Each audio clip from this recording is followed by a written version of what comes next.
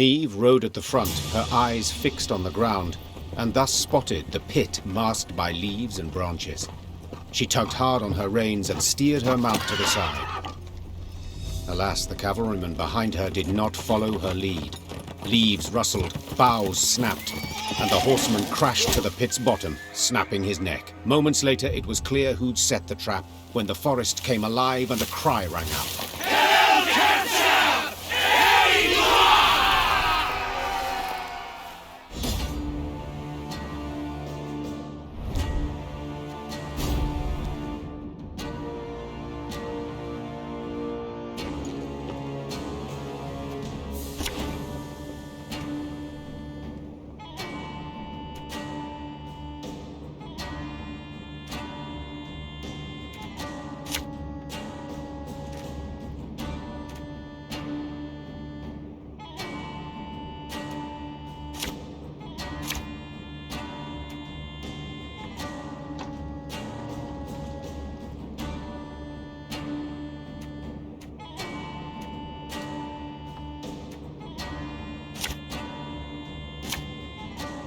It's a trap! Rally to me!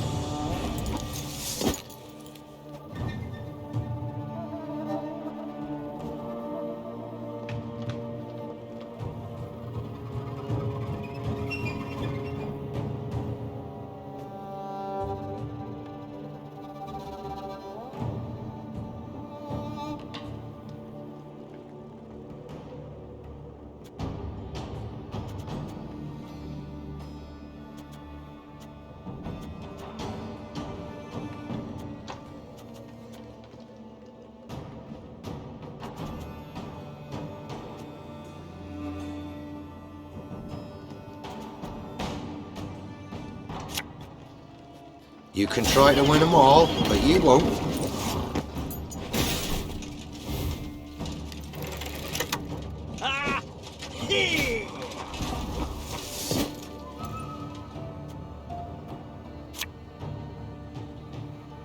Have it the white of an eye from half a league away.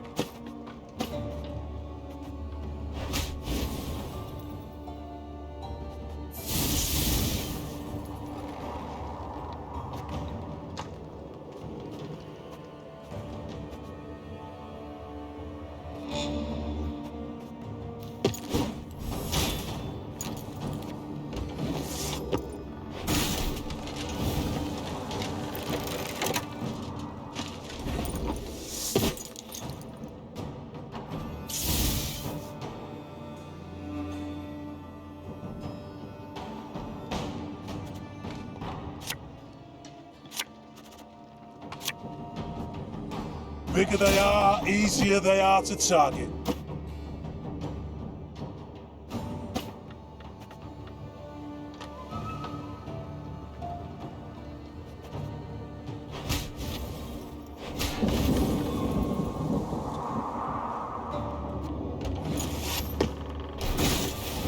Is that why?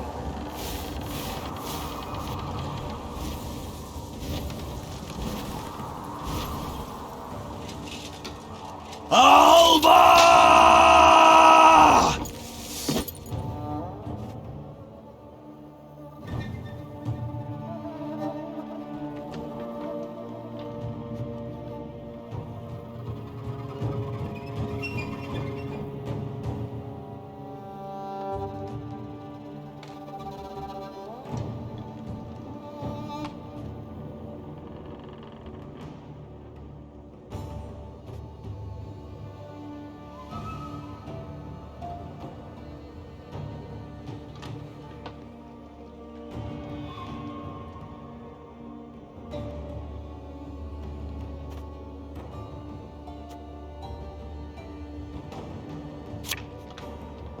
Looking to dance, mate?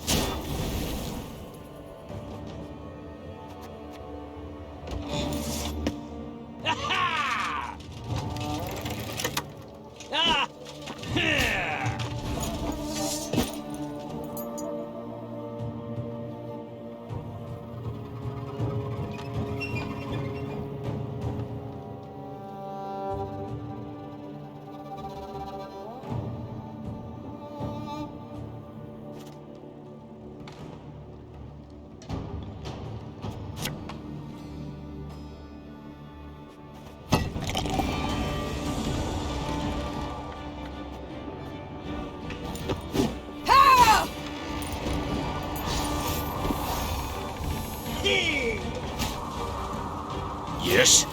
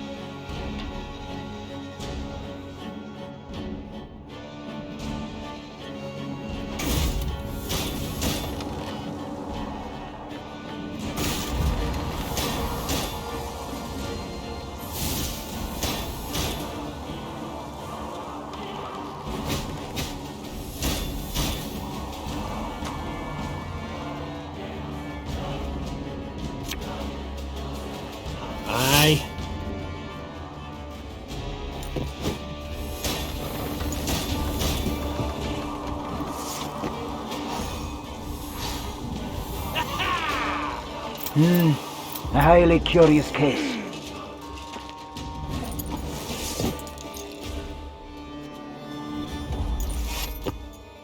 Retreat! Fall back!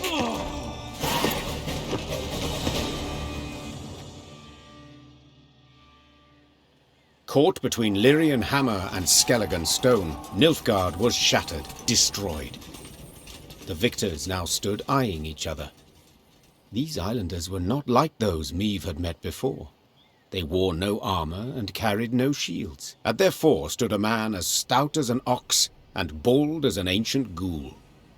His men called him Arnulf, the Patricide. I thank you for your aid, Arnulf. Said Meve, extending a hand. Aid, she says. Aid? Do you hear that, mates?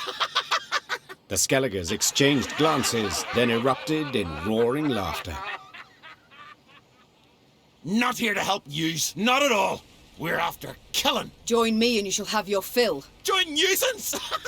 Just who the hell are you? Meve, Queen of Rivia and Lyria. Meve? Arnulf said, his tone sobering. I know the name. Lippy Goodman called ye bold, praised your courage to the high heaven. So be it. We'll follow ye into fire, wench. Just let us taste of blood. Grant us a death worthy of heroes. Meve couldn't help but smile, then nodded to accept. The Lyrians stepped aside as tattooed warriors joined their ranks.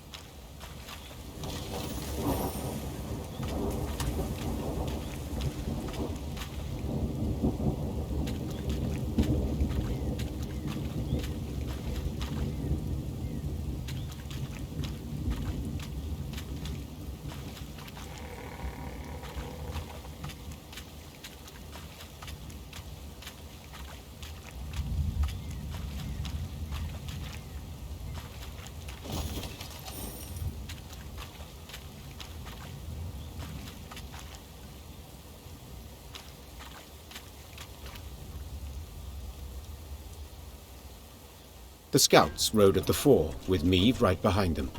Their task, to find safe passage for the rest of the force. One among them probed for the quagmire's depth, a pole of 5 ells in hand. Suddenly, all heard a loud clang.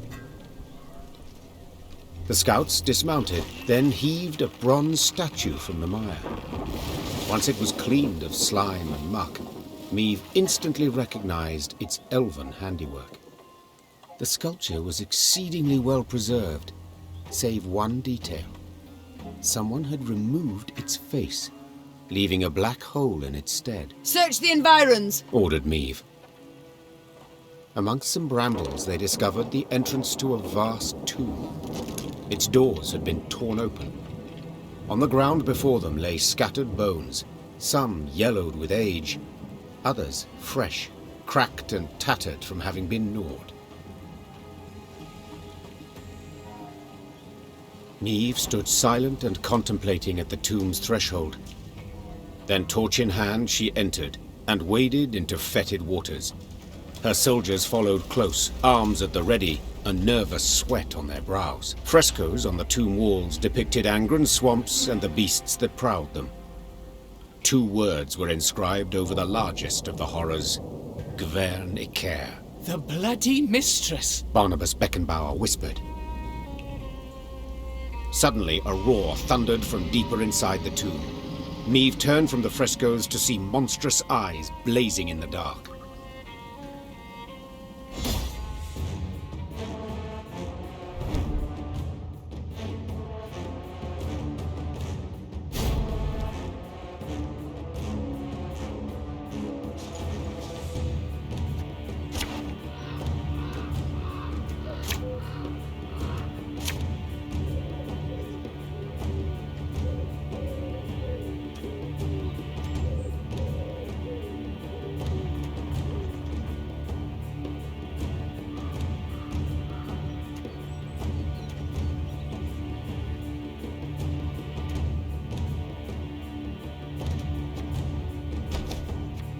To me!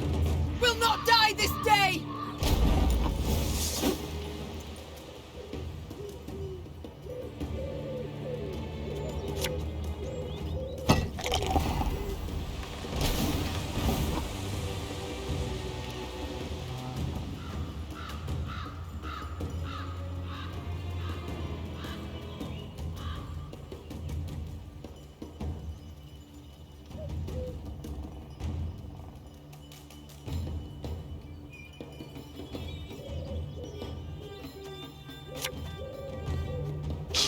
I smell a leak.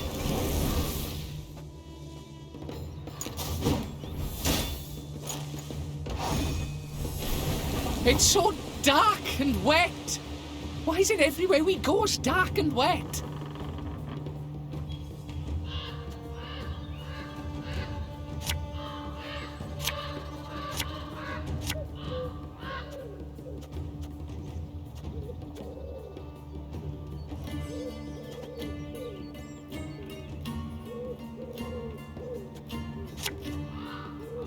Ever have a stone knock out one of your teeth?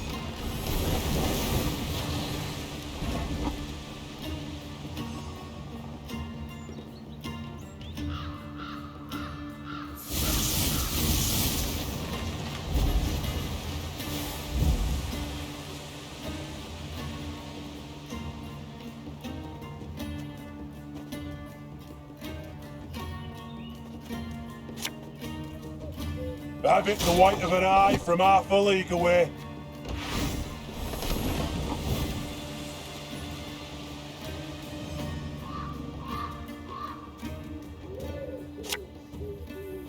Death is only the beginning!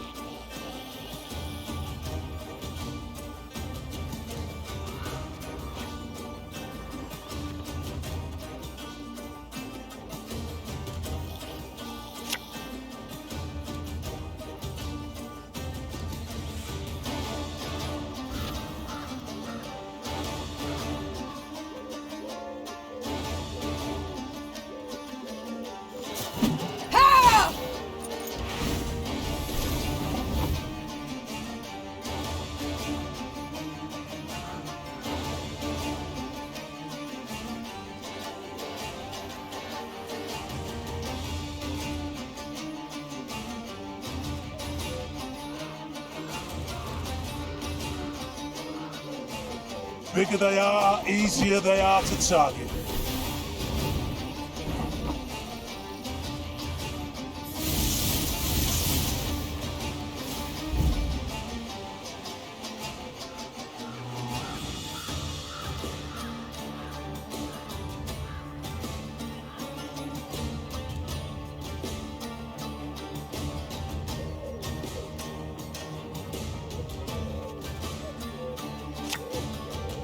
Thing about slings, they hide well.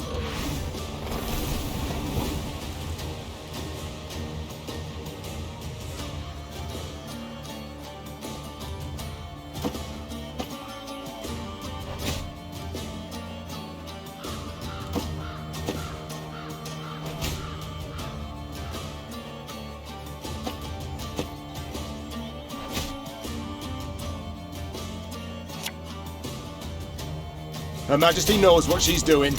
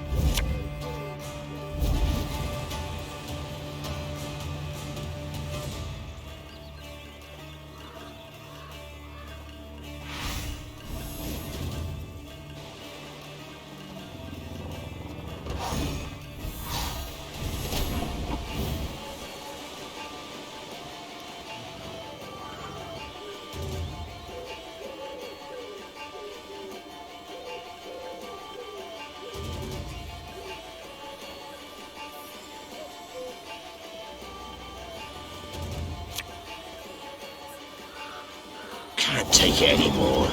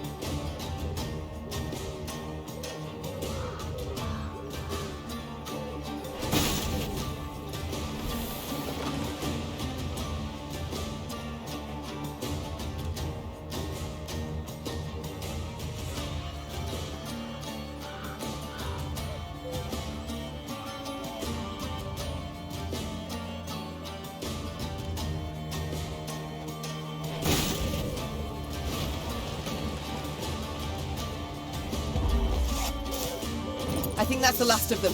But keep your weapons at the ready.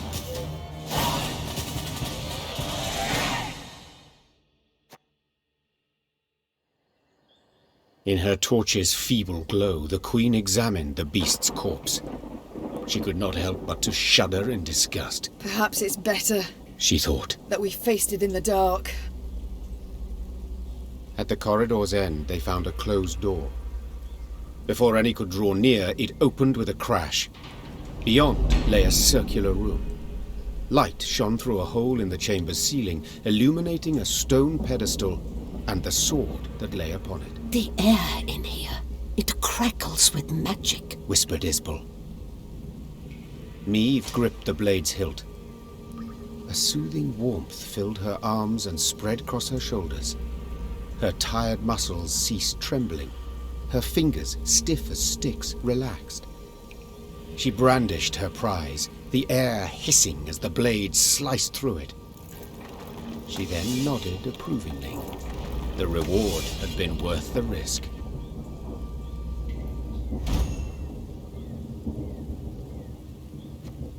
Barnabas Beckenbauer, a gleam in his eye, asked to look at the unsheathed sword. The gnome studied the quillions intently, having spotted an inscription there. Can you say what's written there? Asked Meve. Yes, perhaps. They're clear, the words. Their meaning, not necessarily so.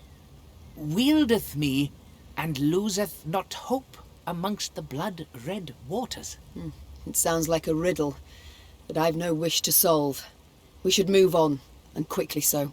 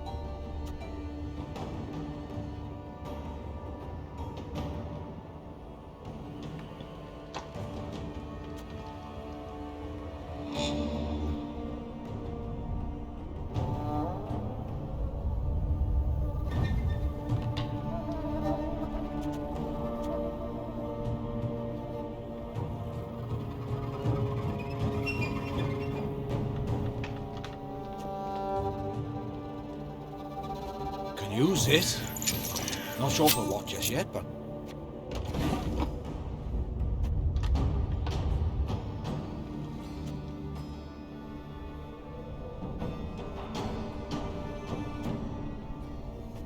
One bolt's all I need.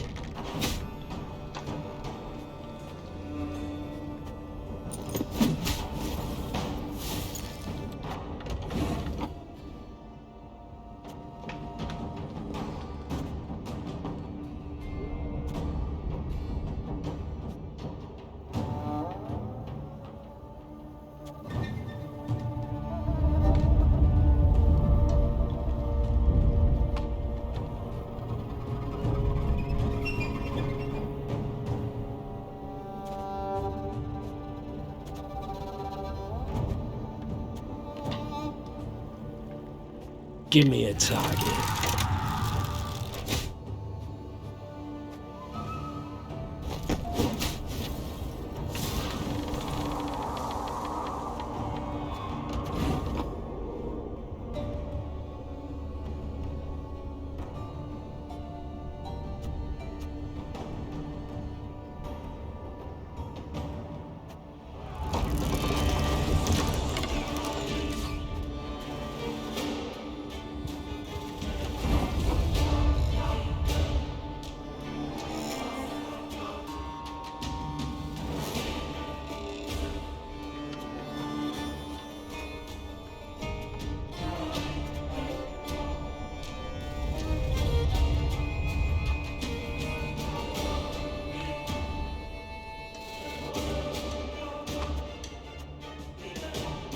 Arbalista, your command.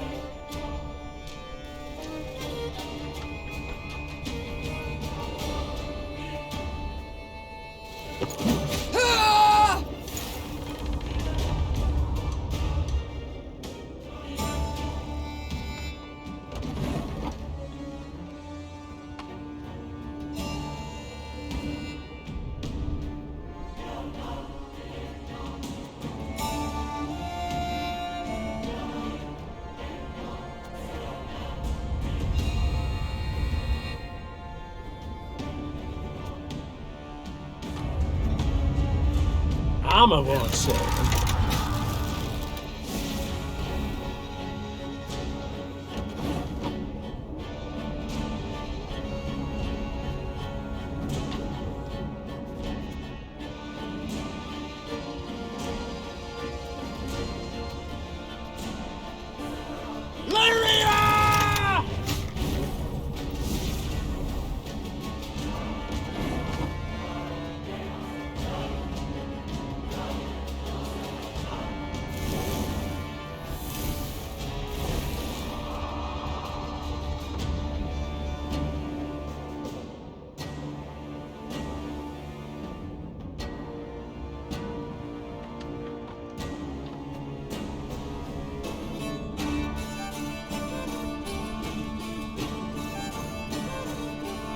One bolt's all I need.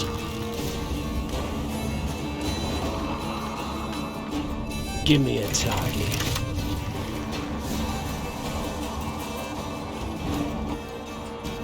Arbalista, your command.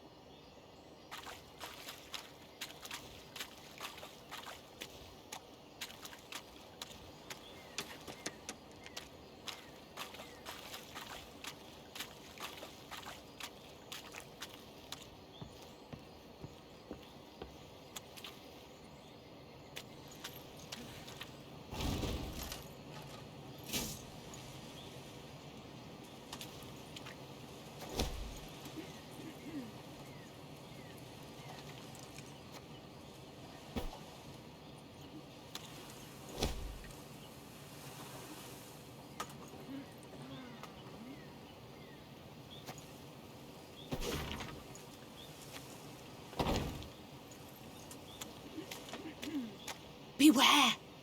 The bloody mistress despises those who kill her servants. Ugh, we're only winter here. Swamp would freeze over. Kill the skeeters dead. Milady, you've a tick behind your ear. Looks he's about to burst. Ugh, we're only winter here. Swamp would freeze over. Kill the skeeters dead.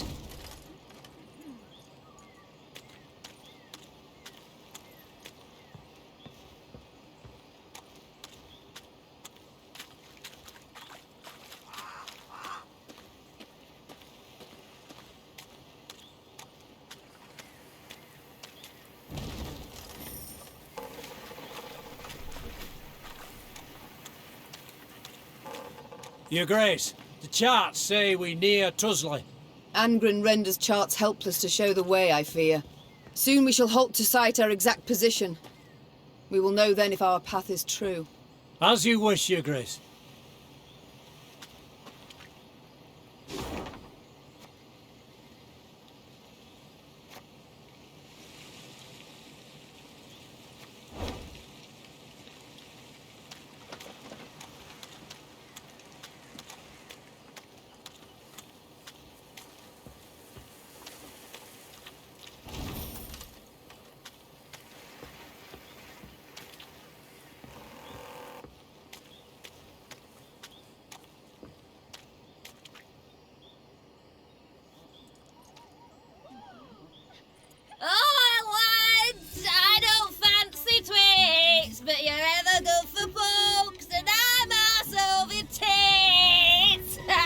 Meve and the horseman beside her exchanged a perplexed glance.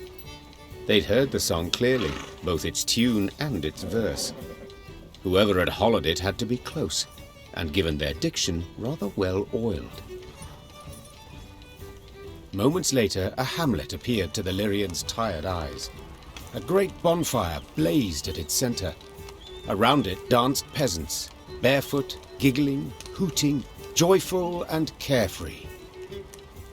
One by one, they noticed the Queen. Soon, all were silent, huddled together, children peering from behind their backs. Fear not, said Meve. We mean you no harm. What do you celebrate? A lad's grooming? Nuptials? Nay, my lady. Hell yes. The gods have been kind. Filled us nets and snares with game. Come time we thank them. Yes. You've things to be thankful for. We do, my lady. And we's poor folk. So a queen. Well, you must as well. Your Majesty, stay tonight, feast with us. There'll be music and plenty of rum by the fire.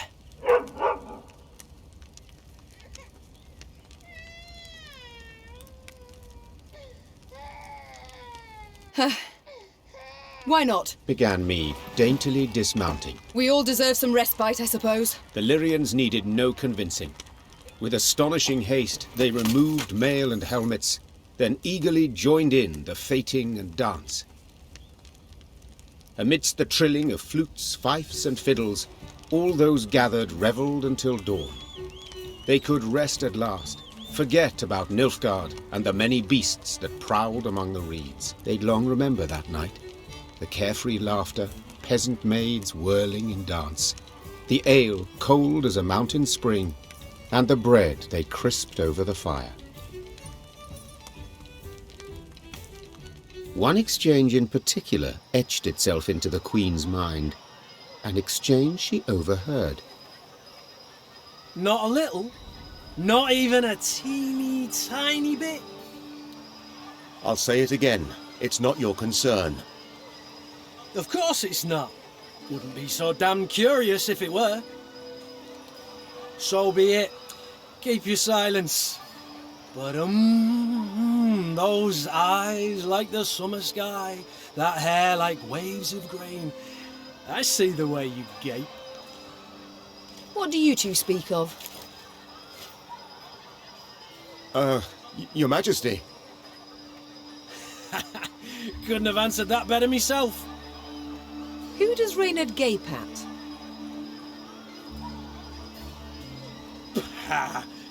The new ballista, what else? Ah, what a piece of work. Pure art, I say. Can't tear your eyes away for an instant.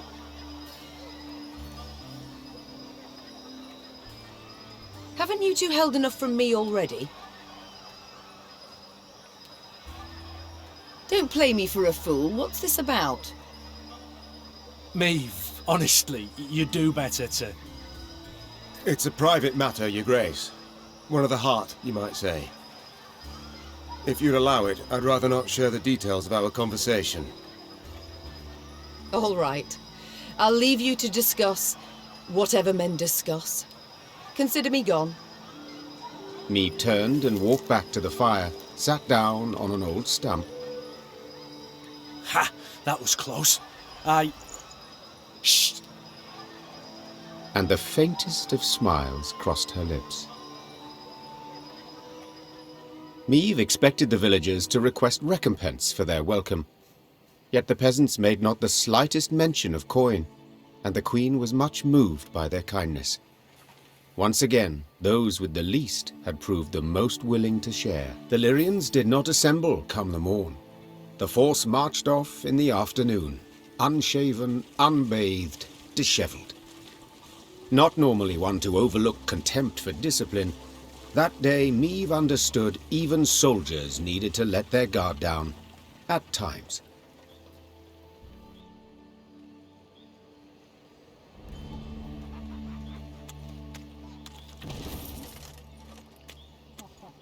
Admire, admire, ample harvest yield, for our mistress all need be kneeled.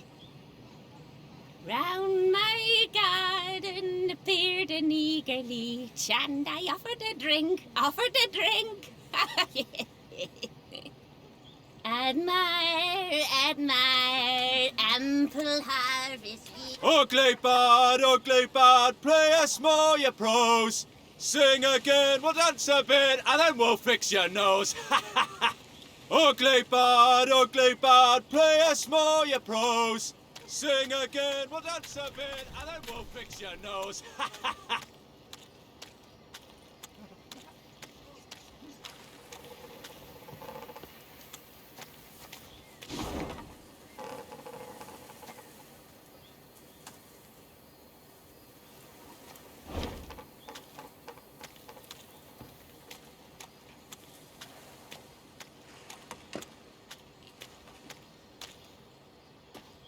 Sensing a limp in her mount's gait, Meve ordered the column to halt. There was a thorn in her mare's hoof, burrowing deeper with every step. The horse whinnied and pulled her leg away, but Meve knew how to calm her. She stroked the mare's cheek, whispered slow words in her ear. She then extracted the thorn without difficulty. I'm sorry to interrupt, said the druid from behind Meve's back. Yet this is where our paths diverge.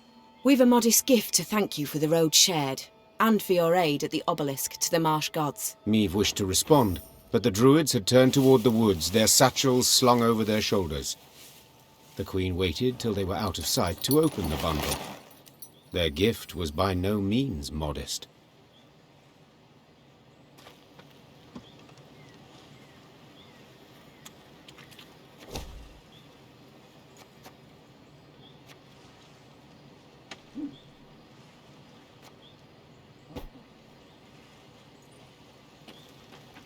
The trees no longer wish us here. They call for someone else. This land is sick, defiled by a parasite that grows hungrier each day. Corruption flows from Isgith. It's there an evil lurks. This land is sick.